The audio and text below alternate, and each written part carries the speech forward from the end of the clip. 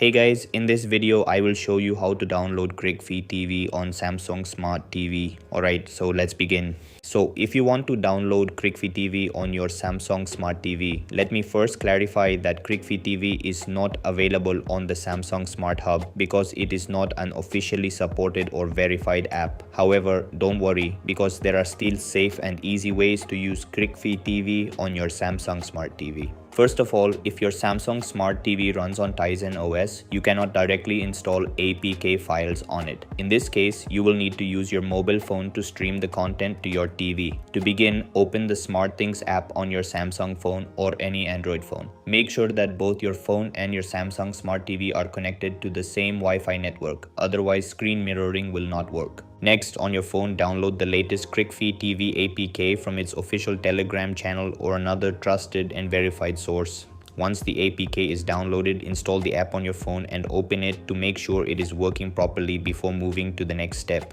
After confirming that Cricfy TV works on your phone, turn on screen mirroring or Smart View on your phone. From the available devices list, select your Samsung Smart TV. Your phone screen will now be mirrored onto your TV.